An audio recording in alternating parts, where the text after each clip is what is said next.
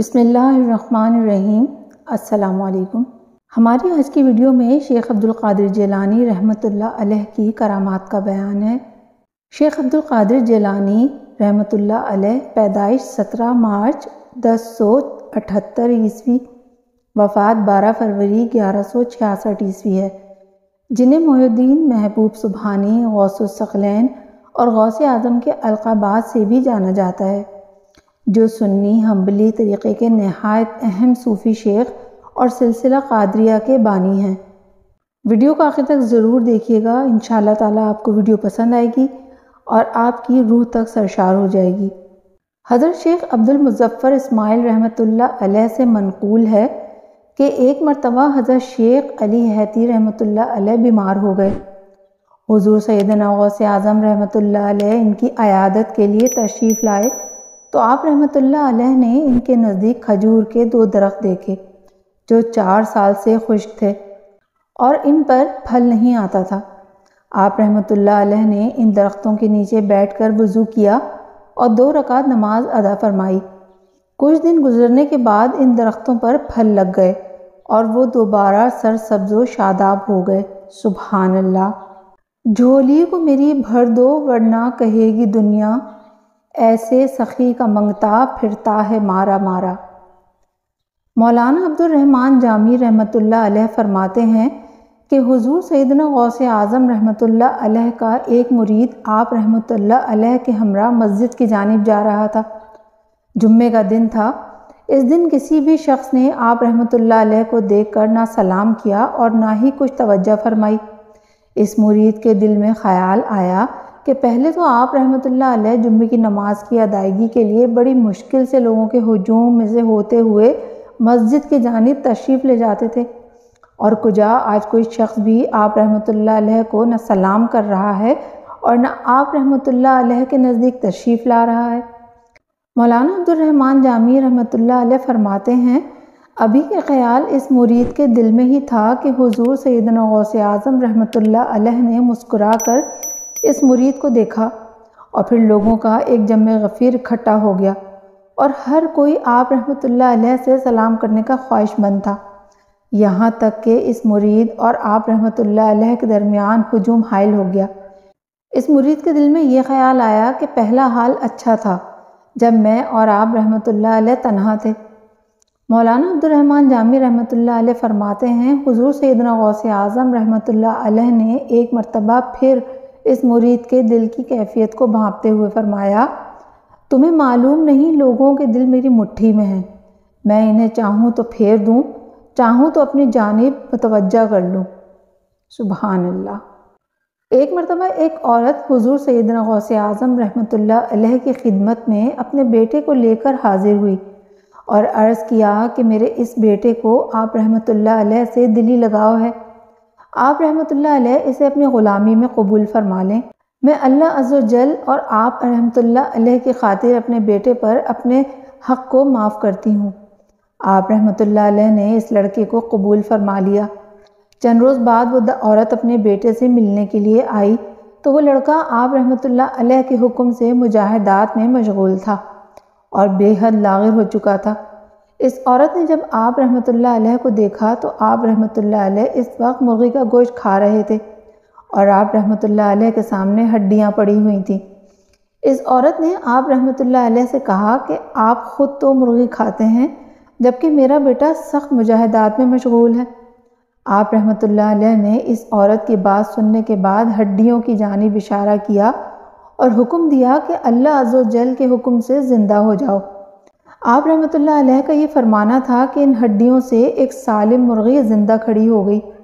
آپ رحمۃ اللہ علیہ نے فرمایا کہ جب تیرا بیٹا اس منزل پر پہنچ جائے گا تو پھر جو چاہے گا وہ کھائے گا۔ سبحان اللہ۔ حضور سیدنا غوث اعظم رحمۃ اللہ علیہ کے صاحبزادے حضرت سیدنا عبدالوہاب رحمۃ اللہ علیہ فرماتے ہیں، ایک مرتبہ والد بزرگوار سخت علیل ہو گئے اور یوں محسوس ہوتا تھا کہ آپ رحمۃ اللہ علیہ اس جہان فانی سے کوچ فرما جائیں گے۔ ہم سب آپ رحمۃ اللہ علیہ کے گرد جمع ہو گئے اور نہایت آبدیدہ تھے۔ آپ رحمۃ اللہ علیہ نے فرمایا، ابھی مجھے موت نہیں آئے گی کیونکہ میری پشت سے یحییٰ علیہ السلام نام کا ایک بیٹا پیدا ہوگا۔ چنانچہ کچھ عرصے بعد آپ رحمۃ اللہ علیہ کے فرمان کے مطابق بیٹا پیدا ہوا جس کا نام یحییٰ رحمۃ اللہ علیہ رکھا گیا۔ اس واقعے کے بعد عرصہ دراز تک آپ رحمۃ اللہ علیہ زندہ رہے۔ حضرت شیخ البقاء اکبری رحمۃ اللہ علیہ فرماتے ہیں کہ ایک مرتبہ میں حضور سیدنا غوث اعظم رحمۃ اللہ علیہ کی محفل کے پاس سے گزرا تو میرے دل میں یہ خیال پیدا ہوا کہ کیوں نہ آج اس اجمی کا کلام سنا جائے۔ اس سے پہلے مجھے کبھی آپ رحمۃ اللہ علیہ کا کلام سننے کا اتفاق نہ ہوا تھا۔ چنانچہ جب میں آپ رحمۃ اللہ علیہ کی مسجد میں داخل ہوا تو آپ رحمۃ اللہ علیہ نے مجھے دیکھتے ہی فرمایا، اے آنکھ اور عقل کے اندھے، تو اس اجمی کا کلام سن کے کیا کرے گا؟ آپ رحمۃ اللہ علیہ کی بات سن کر مجھ پر رقت طاری ہو گئی اور میں نے آپ رحمۃ اللہ علیہ کے منبر کے نزدیک جا کر عرض کیا کہ مجھے خرقہ پہنائیں۔ آپ رحمۃ اللہ علیہ نے مجھے خرقہ پہنایا اور فرمایا، اگر اللہ عز و جل مجھے تمہاری عاقبت کی اطلاع نہ دیتا تو اپنے گناہوں کی وجہ سے ہلاک ہو جاتا۔ حضرت خضر الحسینی رحمۃ اللہ علیہ سے مروی ہے کہ حضور سیدنا غوث اعظم رحمۃ اللہ علیہ نے ایک مرتبہ مجھے مخاطب کرتے ہوئے فرمایا، تم موصل چلے جاؤ، وہاں تمہارے ہاں ایک بیٹا پیدا ہوگا جس کا نام محمد ہوگا۔ جب وہ بچہ 7 سال کا ہو جائے گا تو بغداد کا ایک علی نامی نابینا شخص اسے 6 ماہ میں قرآن مجید حفظ کروائے گا اور تم 94 سال 6 ماہ اور 7 دن کی عمر میں اربل شہر میں وصال پاؤ گے، اور وصال کے وقت تمہارے تمام اعضاء سماعت و بصارت سب صحیح اور درست ہوں گے۔ حضرت خضر الحسینی رحمۃ اللہ علیہ فرماتے ہیں، میں آپ رحمۃ اللہ علیہ کے حکم کے مطابق موصل چلا گیا۔ موصل میں قیام کے کچھ عرصے بعد میرے ہاں ابو عبداللہ محمد رحمۃ اللہ علیہ پیدا ہوئے۔ ابو عبداللہ محمد رحمۃ اللہ علیہ کی عمر جب 7 برس ہوئی تو میں نے اسے ایک جید حافظ قرآن کو مقرر فرمایا جو نابینا تھے۔ جب میں نے ان کا نام دریافت کیا تو انہوں نے اپنا نام علی بتایا۔ منقول ہے کہ بعد ازاں جب حضرت خضر الحسینی رحمۃ اللہ علیہ کا وصال قریب آیا تو اس وقت آپ رحمۃ اللہ علیہ کی عمر 94 برس 6 ماہ اور 7 دن تھی، اور وصال کے وقت تمام اعضاء مع بصارت و سماعت بالکل صحیح تھے۔ سبحان اللہ سبحان اللہ۔ روایات میں آتا ہے کہ ایک دن حضور سیدنا غوث اعظم رحمۃ اللہ علیہ کا گزر ایک محلے سے ہوا۔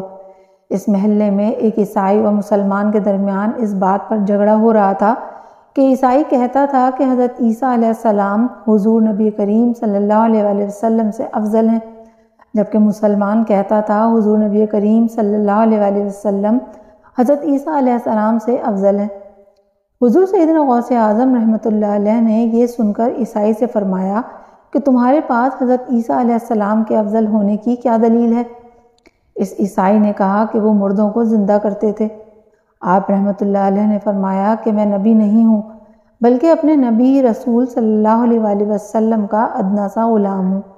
اگر میں مردہ کو زندہ کر دوں تو کیا تم ہمارے نبی کریم صلی اللہ علیہ وسلم پر ایمان لے آؤ گے؟ عیسائی نے حضور سیدنا غوث اعظم رحمۃ اللہ علیہ کی بات سننے کے بعد کہا کہ مجھے منظور ہے۔ آپ رحمۃ اللہ علیہ نے دریافت کیا کہ کیا یہاں کوئی پرانی قبر موجود ہے؟ آپ رحمۃ اللہ علیہ کو ایک پرانی قبر کے پاس لے جایا گیا۔ آپ رحمۃ اللہ علیہ نے اس عیسائی سے پوچھا کہ حضرت عیسیٰ علیہ السلام مردے کو زندہ کرتے وقت کیا فرماتے تھے؟ اس عیسائی نے جواب دیا کہ حضرت عیسیٰ فرماتے تھے کہ قم بإذن اللہ۔ آپ رحمۃ اللہ علیہ نے ارشاد فرمایا، یہ صاحب قبر دنیا میں گویہ تھا اور اگر تو چاہے تو یہ اپنی قبر سے گاتا ہوا اٹھے گا۔ عیسائی نے جواب دیا کہ ٹھیک ہے۔ حضور سیدنا غوث اعظم رحمۃ اللہ علیہ نے قبر کی جانب متوجہ ہو کر فرمایا قم بإذن اللہ۔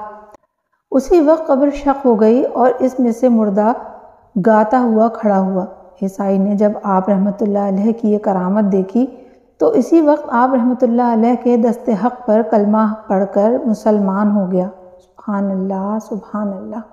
حضرت سہل بن عبداللہ تمستری رحمۃ اللہ علیہ فرماتے ہیں کہ ایک مرتبہ حضور سیدنا غوث اعظم رحمۃ اللہ علیہ عرصہ دراز تک اہل عراق کی نظروں سے اوجھل رہے۔ لوگوں نے آپ رحمۃ اللہ علیہ کی تلاش شروع کی تو معلوم ہوا کہ آپ رحمۃ اللہ علیہ کو دریائے دجلہ کی جانب جاتے ہوئے دیکھا گیا تھا۔ جب آپ رحمۃ اللہ علیہ کو تلاش کرتے ہوئے لوگ دریائے دجلہ کے کنارے پہنچے تو دیکھا کہ آپ رحمۃ اللہ علیہ پانی پر چلتے ہوئے آ رہے ہیں۔ اس دوران مچھلیاں بکثرت آپ رحمۃ اللہ علیہ کی خدمت میں حاضر ہو کر سلام عرض کر رہی تھیں۔ اس دوران نماز ظہر کا وقت ہو گیا اور ایک سبز رنگ کا سونے اور چاندی سے مزین مصلی نظر آیا جو یہ تخت سلیمانی کی مانند تھا، اور وہ مصلی دریائے دجلہ کے اوپر معلق ہو گیا۔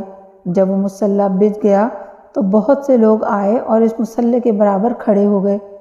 ان لوگوں کے چہرے سے بہادری اور شجاعت ظاہر ہو رہی تھی۔ سب لوگ جو آپ رحمۃ اللہ علیہ کی تلاش میں آئے تھے، ان کی زبانیں گنگ ہو چکی تھیں اور ان کی آنکھوں سے آنسو جاری تھے۔ ایک پروقار شخصیت نے آگے بڑھ کر تکبیر کہی اور آپ رحمۃ اللہ علیہ نے نماز کی امامت فرمائی۔ سبحان اللہ، سبحان اللہ۔ حضور سیدنا غوث اعظم رحمۃ اللہ علیہ کی کرامات بے شمار لاتعداد ہیں۔ انشاءاللہ پھر کسی اور ویڈیو میں اور کرامات آپ کے ساتھ شیئر کریں گے۔ امید ہے آپ کو ویڈیو پسند آئی ہوگی۔ شیئر کیجیے گا، لائک کیجیے گا اور چینل کو سبسکرائب کیجیے گا۔ اپنا بہت خیال رکھیے گا۔ پھر انشاءاللہ کسی نئی ویڈیو کے ساتھ آپ کے سامنے حاضر ہوں گے۔ جب تک کے لیے اللہ حافظ۔